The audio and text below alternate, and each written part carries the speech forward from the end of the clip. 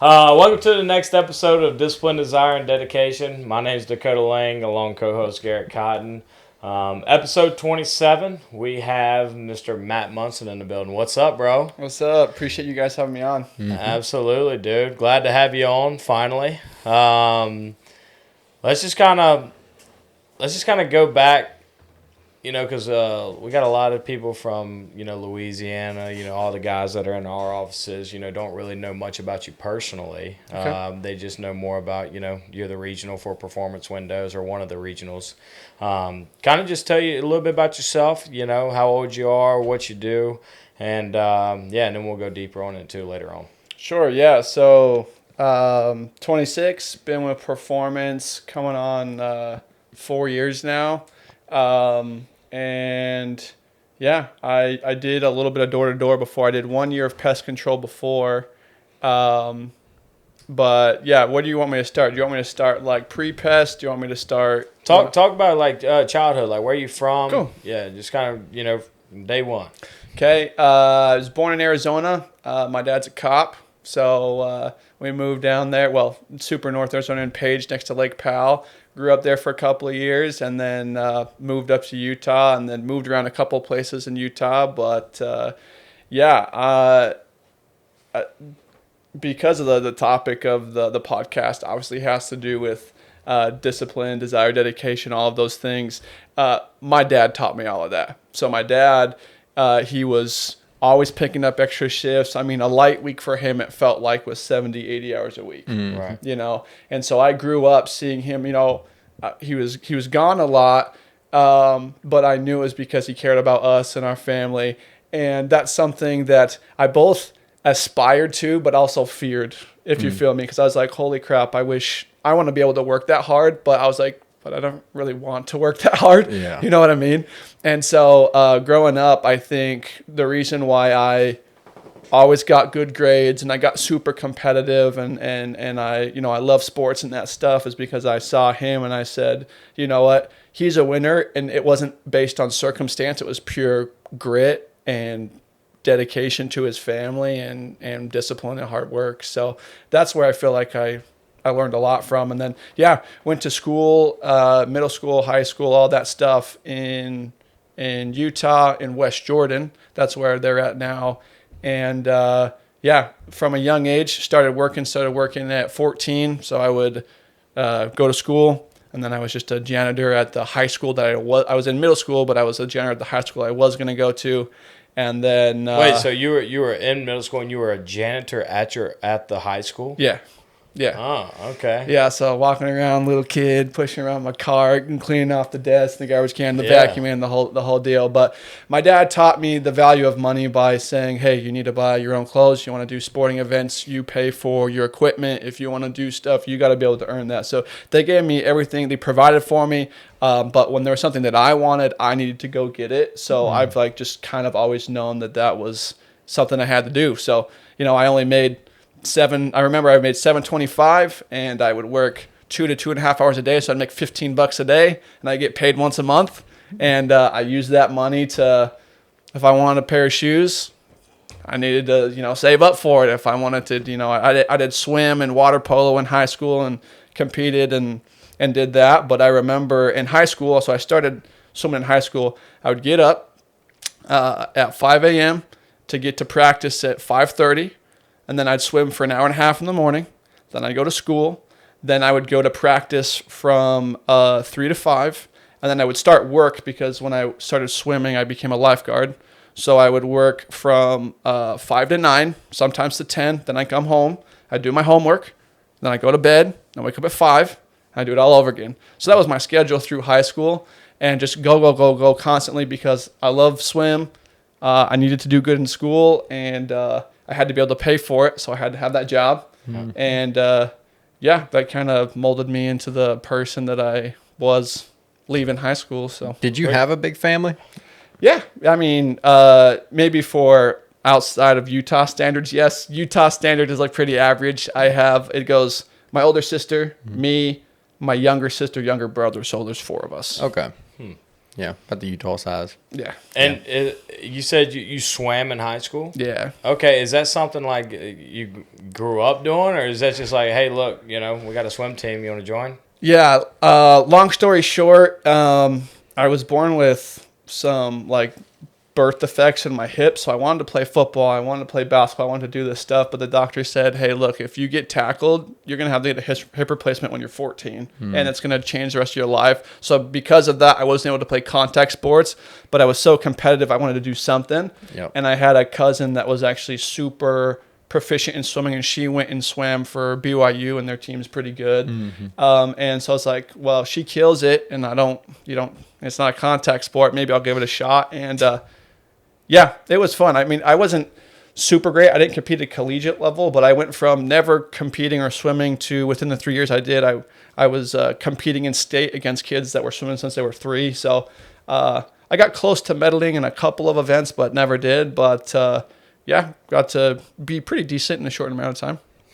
That's interesting. I don't think that we didn't. I don't know if I know Live Oak didn't have a swim team. Did Walker? No, we didn't have no pool. Yeah. We swam in ponds, swamps. We didn't have all that. You waited, bro. That was fancy stuff. Yeah, yeah. We had like it was like a new thing to get a tennis team or a golf team, but we would like go somewhere to go play. Like it was never on our campus. And I went to a 5A school, which is like a really big school. Yeah, I didn't swim at my high school. I would drive to the rec center where they did the Utah Winter Olympics, but was it like 2002 or something? That same Olympic arena, that's where I swam at. So it was like 15 minutes away from my school growing up. And did you go to college? I forgot if you told me or not. I did. So I left so I graduated, and then a month later I went to my mission first. So I went to Colombia, learned Spanish, was down there, teaching the Lord's word for a couple of years. And to be honest, in addition to what my dad taught me growing up,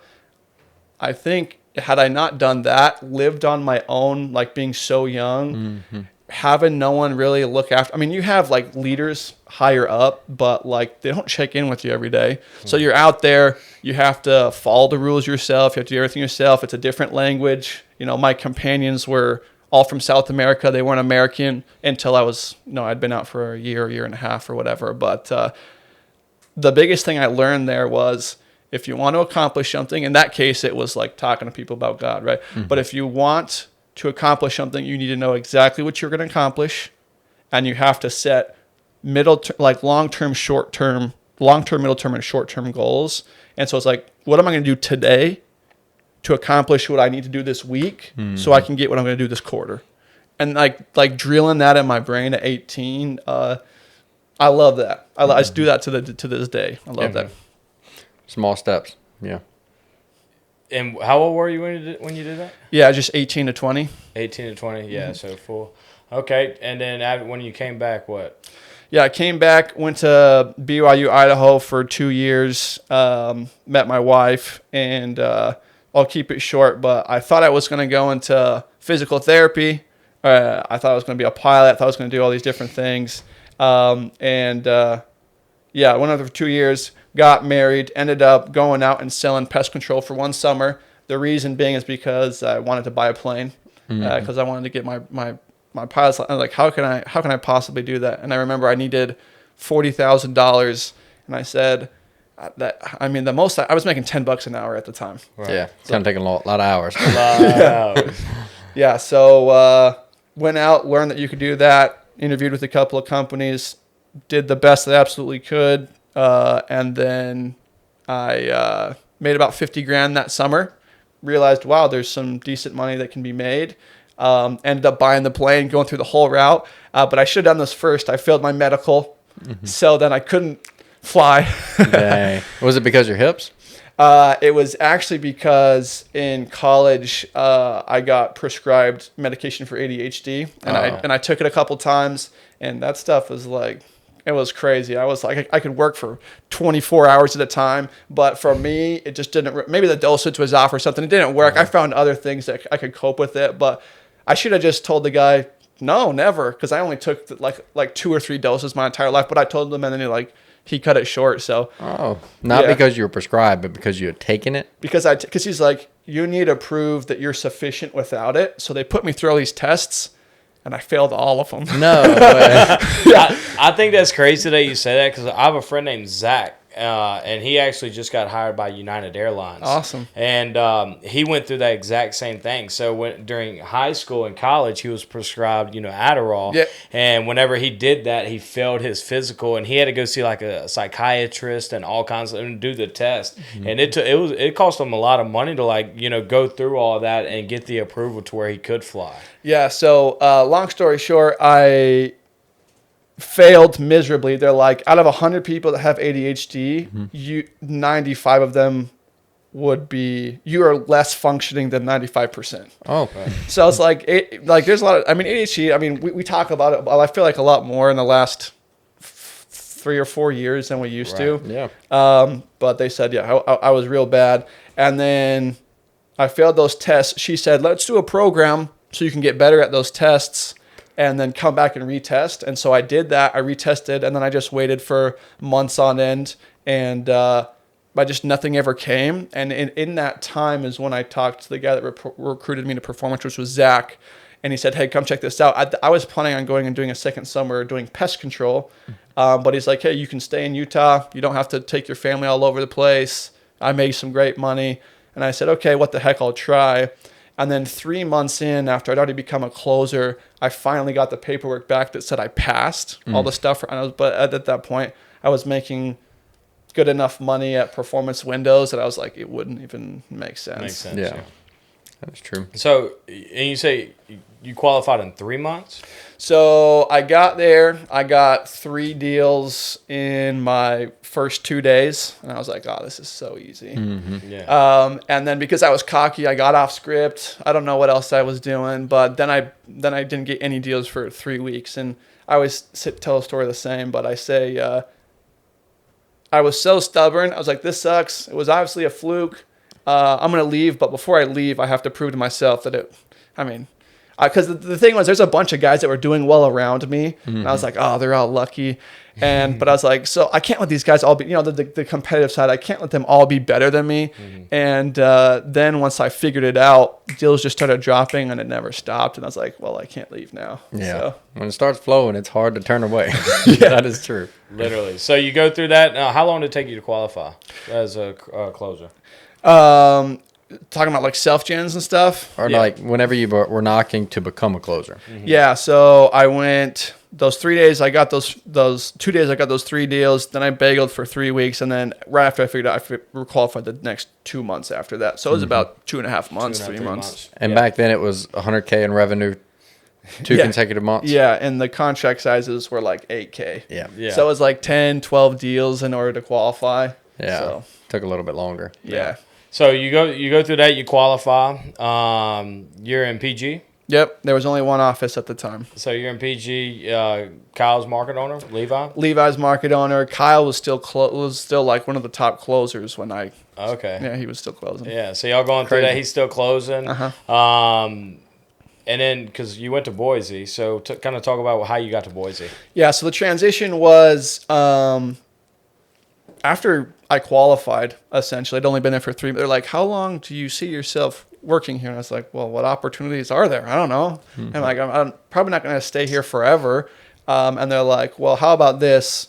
You help us with Kaysville, because they had opened up Kaysville after that point. Maybe this is 4 or 5 months in, but they'd opened Kaysville, and they said, it's struggling a little bit. Go up there, help it out. If you help it out, we're about to open Phoenix, but after we open Phoenix, you'll be the next one. I said, okay, bet. So me and my wife moved up to the northern office and was there for a handful of months and was just closing deals and trying to help out the team. And I started getting opportunities to run morning meetings and do all that stuff with Kyle. And then so I was probably here, I think it was either 7 or 8 months before I moved to Boise. And it was me and my wife and this guy named Eldridge, who was a recruit from Kyle's downline. And the 3 of us went up to Boise. So I was about 8 months from knocker to market owner.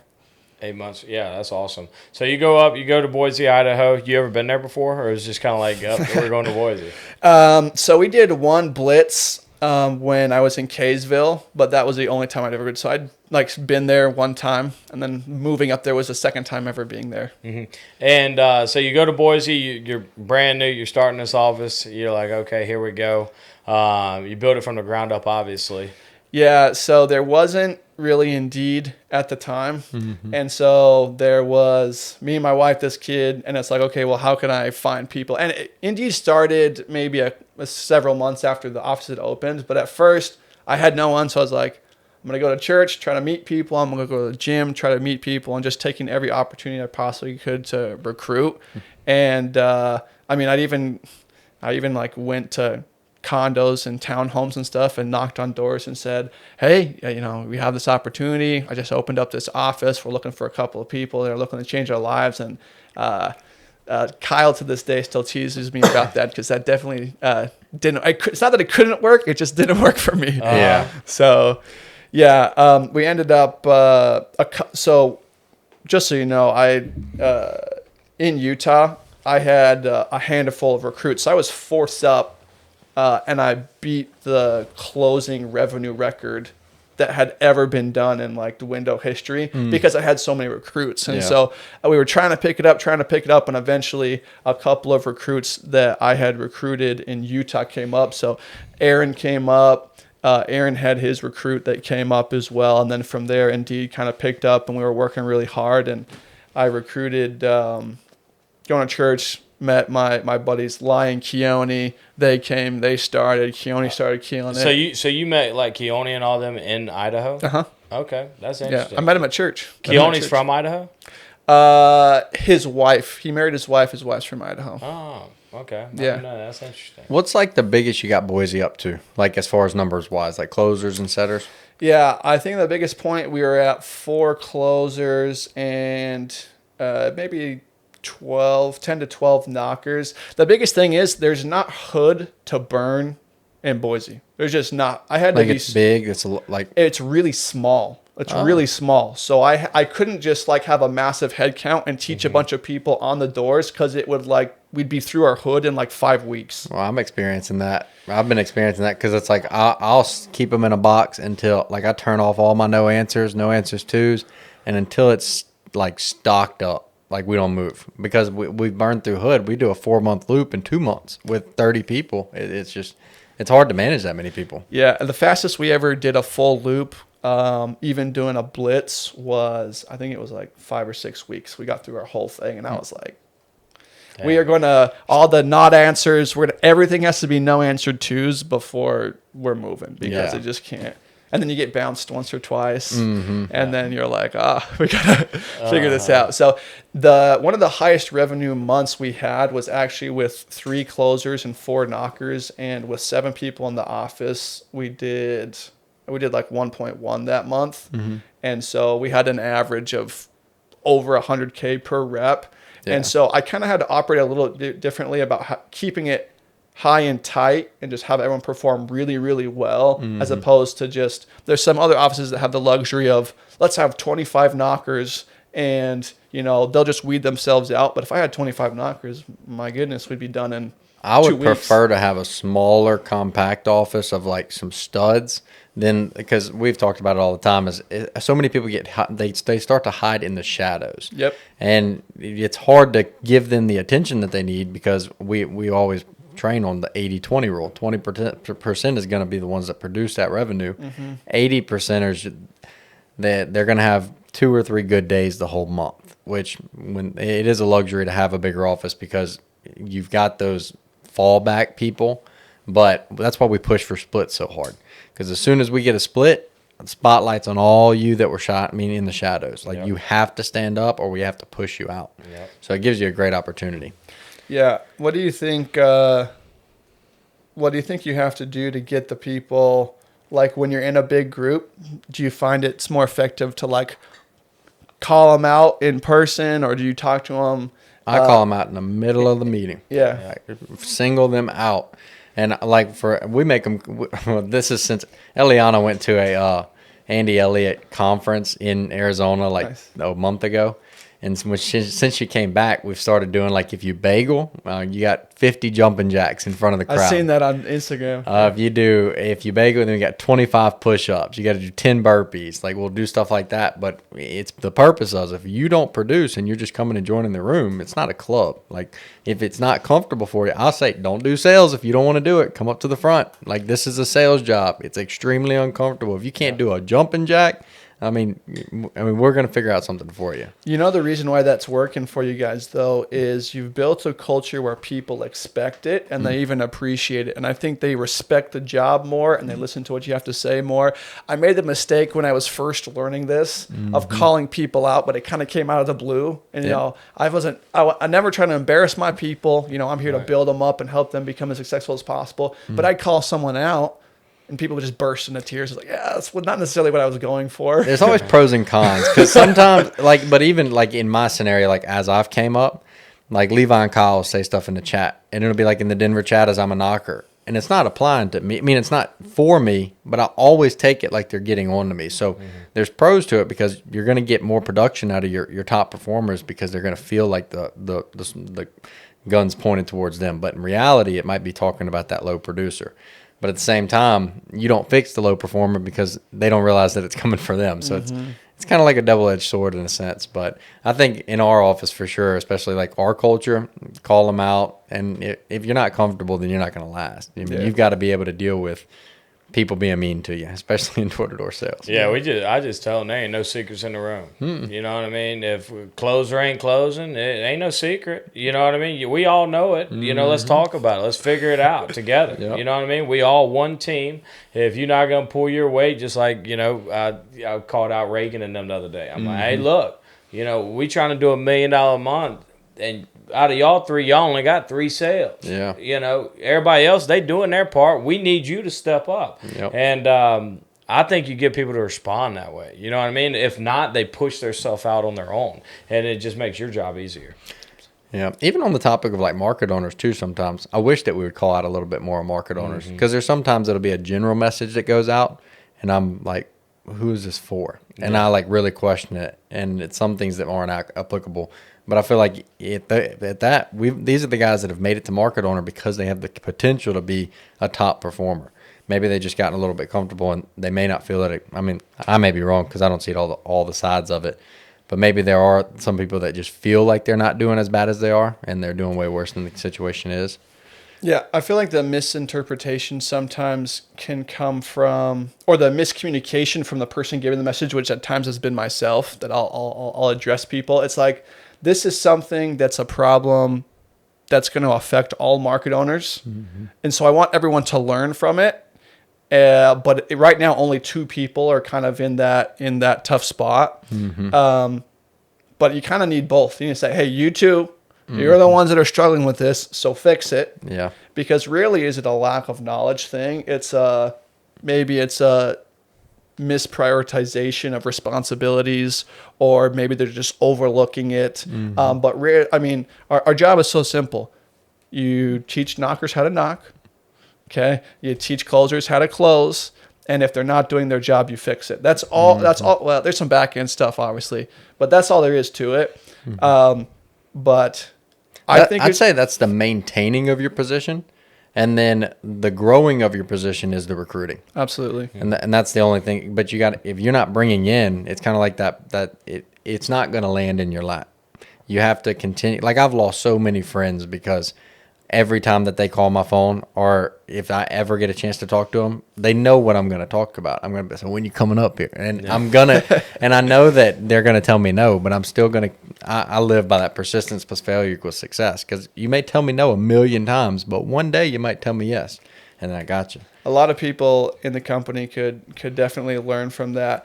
Recruiting is like exercising. If you don't do it, and from a market owner standpoint, if you don't do it, your office will atrophy. It will not maintain. And that's a hard lesson that every market owner has to learn the first time. Because they get in there, they're stoked, office is new, it's version hood, yada, yada. There's all these benefits. They're excited, right? They get a couple of new people in there, and then they get this core. They get this core, and everyone's killing it. And for me, it was that first time that we had done, nigh into $1 million with that small group. I was like, I don't need anybody else. These guys are going to do it forever, yada. And then something happens and one or two people start to like, kind of fall off. And if you don't have people filling that in, the whole office is like, oh, you don't have to work that hard. Mm-hmm. And then like the culture slips. But if you're not like cutting that out and bringing new people in. And so I remember I was building up. It took me a long time. I'm really impressed with some of these people that have like built their offices up quickly. Granted, there's more resources. You're not having to order all the windows. You're not having to do all this stuff. I mean, I have a call center now, which is awesome. Yeah. But when I got to finally doing $1 million, and then I learned that lesson the hard way and it dropped off, I knew how to build it back up, and so I was able to do that. But it's better not to just go like this constantly, right? Up and down. It's always a growing pain, though. It's part of production. Mm-hmm. Yeah. Aside from like the performance window stuff, so would you say that your mission? Because I was thinking about it earlier. So like being in Colombia, I've always heard that like missionaries, they'll go door to door, right? How does that work in Colombia? Do you actually like go like? I mean, it's not that bad, I'm sure, down there, but oh, it's pretty bad. It's pretty bad. I had 2 companions that were stabbed. I got held up like 4 times. Like they were stabbed. Yeah, okay. What was like? Were they getting robbed or something, or what? Yeah, was they're getting robbed. Oh. Like one of them, it's kind of funny. So very rarely do people have their own cars just because they're too expensive. So there's a lot of public transportation, a lot of taxis, a lot of bikes, a lot of walkways, right? Mm-hmm. And there was these 2 guys. They were walking on a walkway. It was getting later, and it's kind of like when it gets later, everyone needs to be inside. And we had rules specifically we had to be inside because it started to get more dangerous. And they were in an appointment late. They were coming back, and like that people have so little there that they would rob you and take your phone, and you gotta these are like Nokia 9-button like $25 phones that were charged with minutes, and people would rob you to take the phone so they could set up a booth and sell minutes to people. Really? For like cents. So like we're talking people are like really in need of stuff. Right. And they always had you have like 30 cents on you. So whenever you got robbed, you could give someone something. Right. Yeah. So like we just knew it was going to happen, but they were walking down this path. He went to go rob he had a knife, and he came up and ran up behind him and grabbed him around the chest and said, "Hey, give me your phone."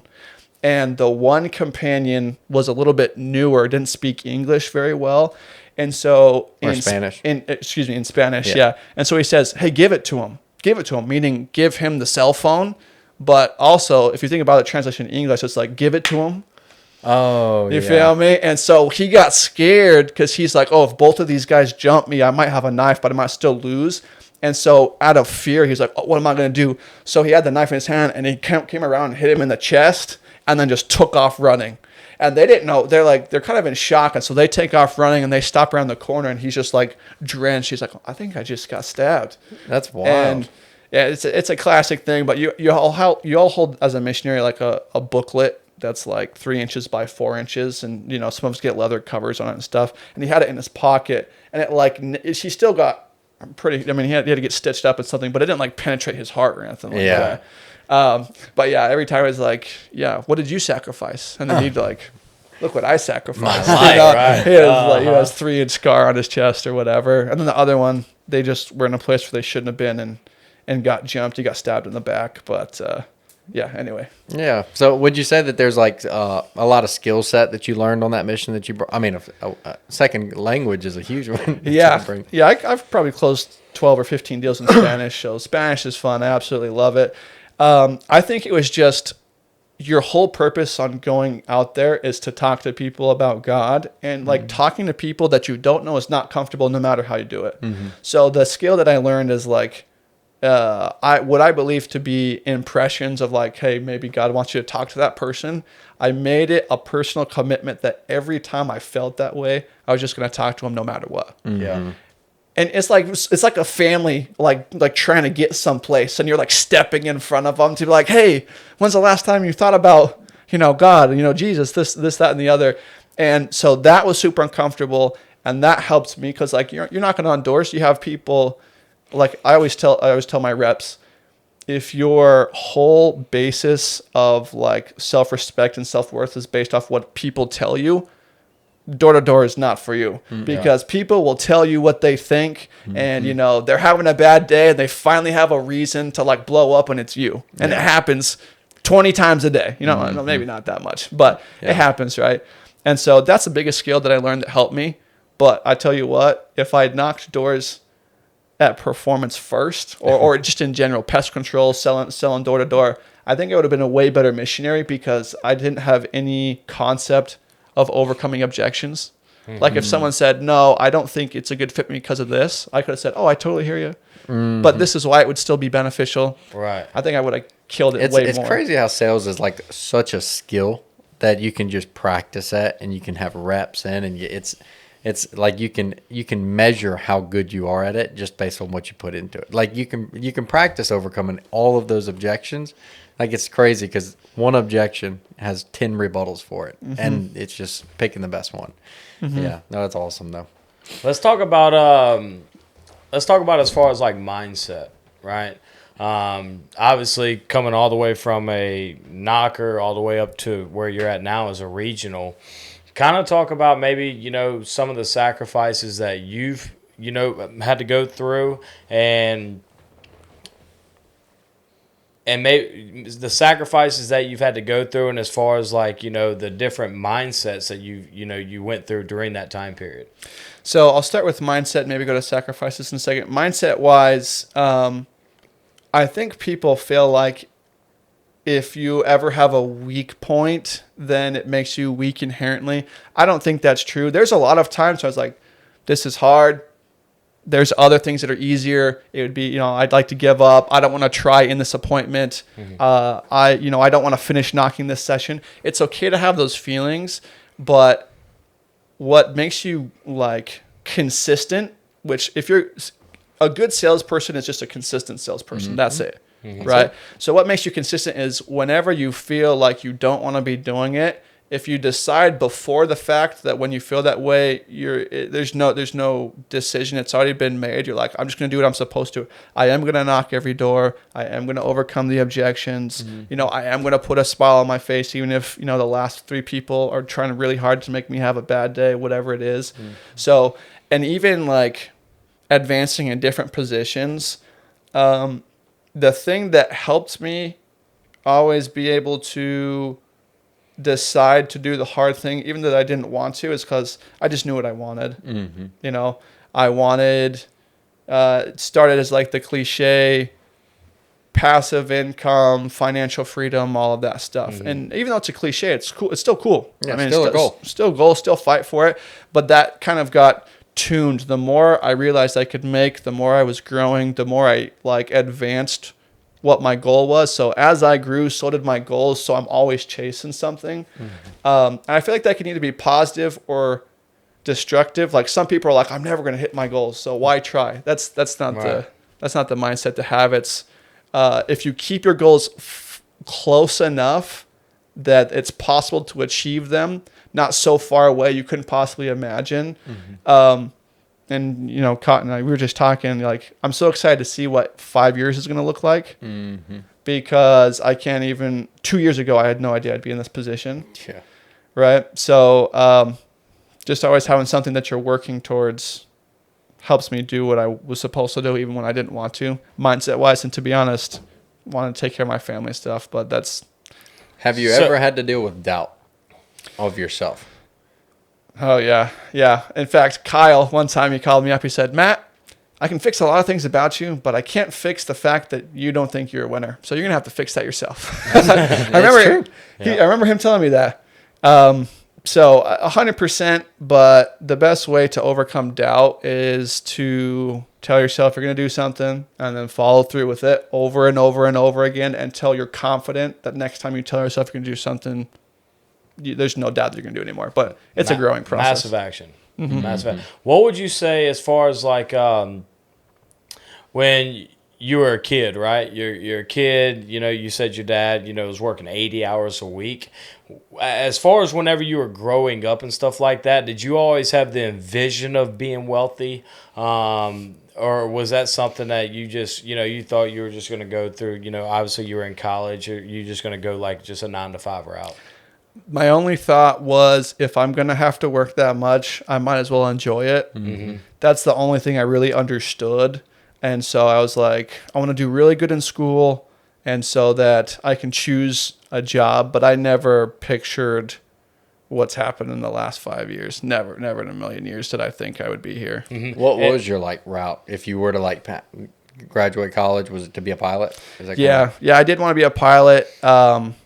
And the money that they would make at the end of their careers after working, 20, 25 years was what, closers are making in their first couple of months. Right. Mm-hmm. And so when that started to hit, my mind changed. But yeah, I just wanted to live comfortable and try to get my bills done and try to be a good husband and father. And just what my dad, he was, that's all I knew. Mm-hmm. I didn't, And whenever you go through that, right, Zach recruits you, and you're like, all right, I'm going to try this out, right, go see what it is. You go through your first couple months. When did it click and say, okay, I just hit something?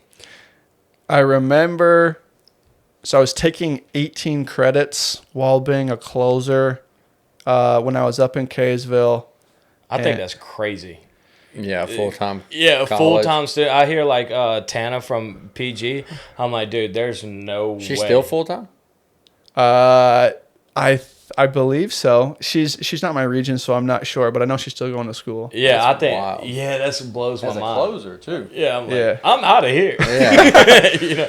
Well, I could have the book sack. That's exactly the thing, though, because COVID was still going. All the classes were online, and I remember, you work long days as a closer. They're not short days. Mm-hmm. And then every break that I had, I'd be doing homework. Yep. Homework or sleeping or working, that was it.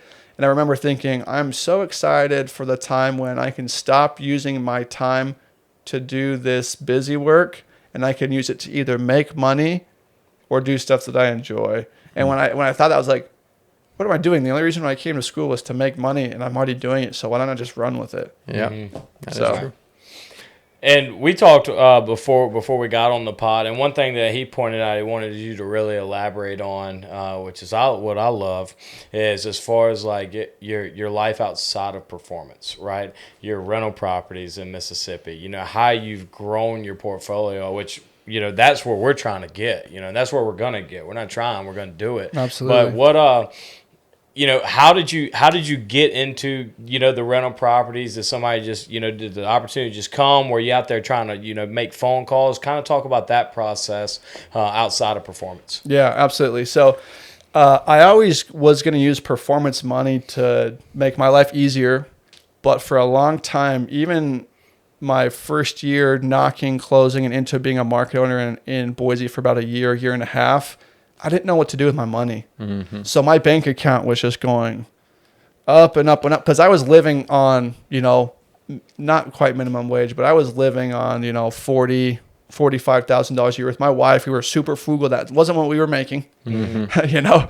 And, but I was like, what am I going to do? And I feel like what you guys are really good at is taking action. I mean, we were just talking about when this podcast started, you didn't have everything figured out yet. And Dakota's like, I don't care. Let's start. First episode. Let's go. Jump. Right. I didn't do that. So I was just scared. And I kept thinking, I want a really good return. And it was like, I'd worked so hard for that money. I was so scared to lose it that I just didn't do anything for a long time. Eventually, I was referred to a guy who was a wholesaler, and I interviewed with him, talked with him, and he said he was a life coach and this, that, and the other. It turned out he was a wholesaler, and he helped people like me. Yeah. And so we got the first couple of this is the biggest thing that I'd like to say first off.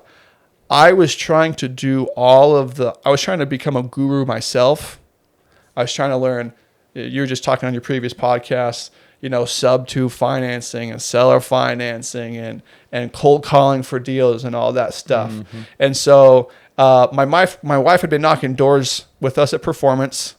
Eventually it came to the point where it didn't make sense for her to do that as much anymore. So she was like cold calling for real estate in Boise. And we were trying to find something in Boise. We were trying to house hack. We were trying to buy a fourplex.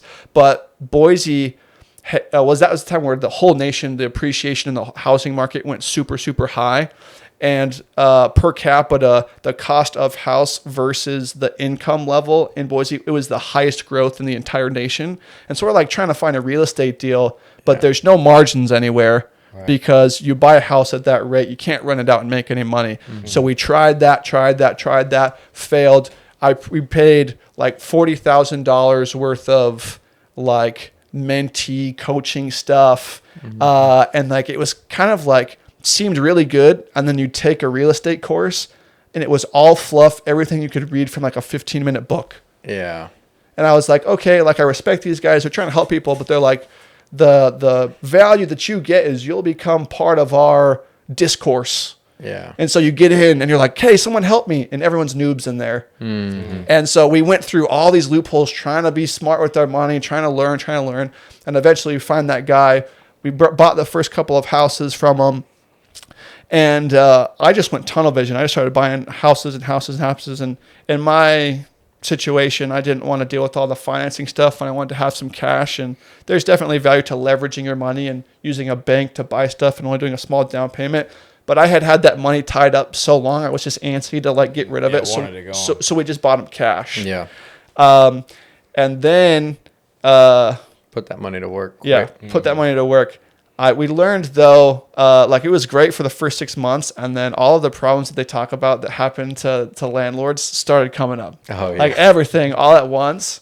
And we paused for a second, and we're like, we got to the point where there were so many problems. We're like, we might just sell these and do something else. And so your brain's always trying to say, go do something easier. It's too hard. Same thing with knocking. Something's better out there, I'm sure. Leave, go do something else. Looking for comfort. Yeah, looking for comfort, not for growth. That's human nature, though. Human nature, and you got to fight what's normal. Yeah, so as far as that goes, we decided we were going to sell them, then we weren't going to sell them. What I do know more now is I'll buy a couple more of those homes, but I'm kind of leaning towards, okay, I'm setting up a safety net for myself, setting up long-term retirement planning and doing some stuff with like my CPA. We have those homes. But then I started finding, for me personally, I'd rather make as much money as possible and really dial into my job, and then find partners that know what they're doing very, very well. And they're a professional in their industry. And so I've partnered up with one of my buddies who runs a business, invested in his startup. I invested in that wedding venue in northern Utah. I've invested in. So now I have a partner, and a lot of how we've structured them is they do all the operating. They understand how all the system works. I bring all of the money, and we 50-50 split it down the middle. I get half the cash flow. I get half the equity, they get half. And so they put in a sweat equity in that I don't have time for right now. And so I've learned if they can get a 3 or 4 times better return on my money than I can, and I can split it in half, I'm still making more money and doing less diversified work. I could be specific and make, a mine, you make more money going deep than depending on the type of mining that you're doing, right? But for me, it made more sense just to stick to what you know. As far as like you talking about, having other investing in other people. Ultimately, what are some traits that you look into when obviously you're trusting these people with a lot of your money, all of your money actually. What is some of the traits that you look to? Is it like a interview process that you go through as far as, somebody calling you, hey, look, I'm looking to start this, obviously they're looking at you as an investor. Is it like an interview process? Is there like a certain thing that you're looking for out of a specific person? Kind of talk, what goes through your mind, instead of just, hey, here's a $200,000 check, go cut up. Yeah, exactly. All of my experiences so far have been organic. So I've had money, and I talk with people that like to make money, and they tell me about their thing. And I say, a lot of them have either had stuff already started in process, or, they're looking for something. I'll run into them. But like you're saying, what traits do I look for? Do I like them? I like to meet them in person. I like to like their business and their business model, and it needs to make at least a little bit of sense to me. If I don't understand anything, That's why I don't do stocks. You can make a killing in stocks, I'm sure. Yeah. I just don't play with my understand money in that because it's like a gambling table for me. So if I was a gambler, professional gamblers, there's a reason why they can do it. It's because they understand the game, they understand how the table works, they understand their odds. Mm-hmm. And so I want to be as educated as possible without distracting myself from work, understand the process, like their business model, understand it a little bit, and ultimately trust the person. And it also needs to be that person's only thing that they're doing. Mm-hmm. I don't want to put a bunch of my money into someone's like side hustle. That's a good thing to really look at, because if you don't put 100% focus on it, you won't be the best, or you won't be as profitable as who. It needs to be painful for them to lose it, as painful as it is for me to lose my money. Mm-hmm. Otherwise, I might as well be flushing it down the toilet. Yeah, Right. It makes sense though. And is this like people that you were already friends with, or is this just, acquaintances, high school friends, or how's that?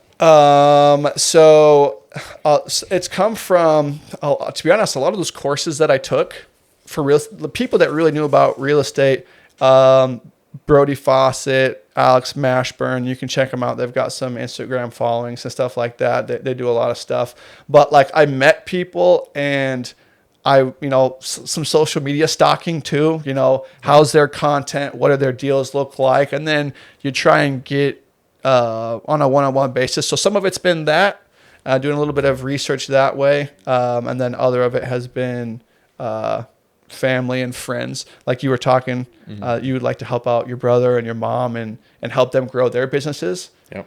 I think that's great because they understand the value of your money because you're their family. At least you'd hope so, right? Yeah. But also they're passionate and they're driven and they've had success in things in the past. That's the last thing I'd say most important. It needs to be their only thing.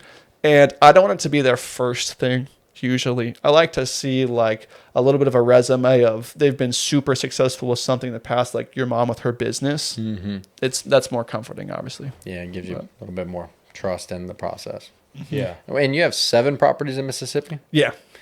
Why Mississippi? To be honest, because the homes and land are cheaper than they are in the Mountain West. And but the rental rates aren't way less. So like out here, you're buying a house for $700,000 and they're renting out for $2,000 a month. Out there, you're buying them for $100,000, but they're renting for $1,000 a month. Mm-hmm. So it's it does make sense. Yeah, you're getting a more return on your investment. Yeah. 100%. Is that something that he brought to you, the guy that you got contact with, or you were like, you already knew Mississippi was where you wanted to throw some money in? I'll tell you the reason why I put so much money in. He sent me the deal. He helped be a general contractor for like upgrading the properties. He made it almost hands off for me, besides teaching I have to give my wife credit because she does all our property management. Mm-hmm. She answers all the phone calls. She takes care of the roofs and the toilets and all that stuff. But it was literally hands off. So my wife works full time as a property manager. That helps me a ton. I could only imagine. Because you know how many calls we take managing a sales team. We can't take more calls. No. So she does that. 100% credit to her. She's super knowledgeable about the real estate stuff too, because all those courses we took together. Mm-hmm. And then I do my thing. And then he was just sending me. He said, "How much money do you have?" The reason why I stopped working with that individual, I think he does a good job, but he told me some things about splits and margin. I would rather someone to say, "Hey, look, I'm making this much money on this deal, but don't send me, don't sell me a house for $100,000 that you picked up for $35 and put $4 in, and then you told me that you're not taking a cut." Like at first, I believed him, and the more I bought, the more I realized the process, the more I looked into the market. We were sitting in the Austin office one day, and I was talking to him. He was like, "Yeah, dude, I'm about to pick up this house." And you're like, "How much?" And I was like, $100,000. Like, "Oh, nice." And then I don't know, it never occurred to me before, but he's like, "Yeah, we should look it up." So we look it up, and like a bunch of properties, not in the same area, but close, were like going for like 50 G's. And I'm like buying everything for 90. And I'm like, I need to make sure that I'm not like totally over purchasing. And it turned out a little bit of over purchasing in the markets. And so for that reason, I don't want to spend so much time to get my own deals, but I don't also want to be paying someone $40,000 a pop, because I'd rather invest that money instead of it just being a massive paycheck for a wholesaler, which it's a legit business. I would just rather get more cut from my own money. That's part of the growing pains, because from that you've learned a lot. You know? But it's always gonna hurt first. That's how I look at that way, like taxes. It's gonna hurt. They're gonna hurt at first, but when you figure it out, you get the right people in play, then it's gonna be rewarding. Yeah, that's paying the tuition for learning the real life lessons is investing. Losing it should be an investment in your knowledge. Yeah, that's one thing as far as the investing that. I mean, I have that rental property in Louisiana, which was the house that I lived in right off the bat. Somebody in there yet? Not yet. Not yet. Should be. Kyle should be putting the gutters on today, and then I'm almost done. All I gotta do is put a new stove in it, a new refrigerator, and guess what? There she goes. Good for you, bro. I'm ready. Close. First one. Yeah, I'm excited about that. But kind of like what you're saying as far as like the property management, Andrea, right? Uh-huh. Yeah. So Journey's going to kind of do the same thing. She's going to, manage the property where I don't have to deal with it. And that's kind of like her gig.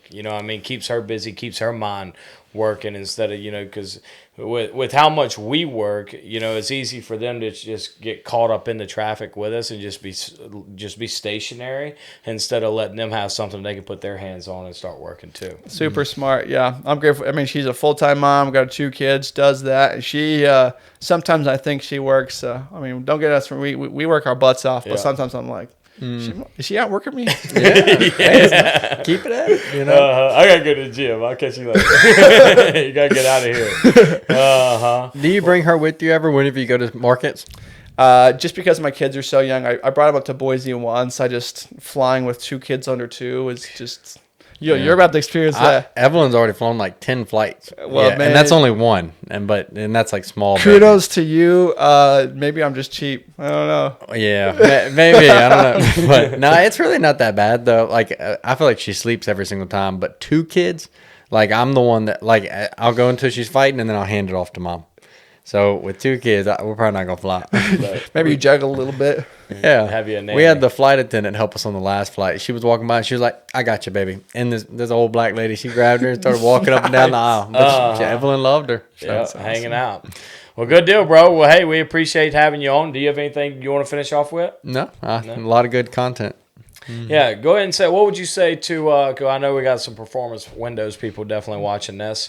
What would be some advice to, new people coming into the company as far as like, our growth as a company as a whole, especially, like you said, the next 5 years, what could be some, a vision that you could tell them to be looking forward to? I would say, honestly, we have the potential to multiply like crazy. I mean, the only thing that prevents us from opening more offices and giving more people the opportunity to have higher positions in the company is people that are willing to work, that are willing to push through the hard times, that are willing to recruit, as we were talking about. That's the lifeblood. Mm-hmm. And the only thing you need here is work ethic. That's it. You don't need to have a certain type of background. So if you have work ethic and you listen to what your leaders say, and you keep it simple, don't overcomplicate it. System's already been made. Mm-hmm. Listen to your market owner. Listen to your closers. They'll teach you how to knock, how to set qualified appointments, how to be respectful to homeowners. If you can do that stuff, I mean, like I said, it's a highway. You don't need to go paving your own path. Just come along, and you might have to build your own car, but the road's there. Yeah, that's right.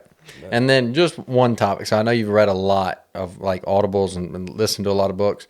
If you could give 3 books that have really had an impact on your life at Performance Windows, what would you say? I do like Atomic Habits is good. I know that's a classic, right? Because if you can dial in your habits and your schedule, it helps maximize how much you can get done in a day. Mm-hmm. I think 10X is easier than 2X by Ben Hardy. Explains that if you want to make two times as much money, you have to work twice as hard, but you can't physically work 10 times as hard. So in order to 10X, you actually have to change your whole process and your mindset and everything in order to do a lot more. Mm-hmm. That one definitely helps me. And then The Richest Man in Babylon.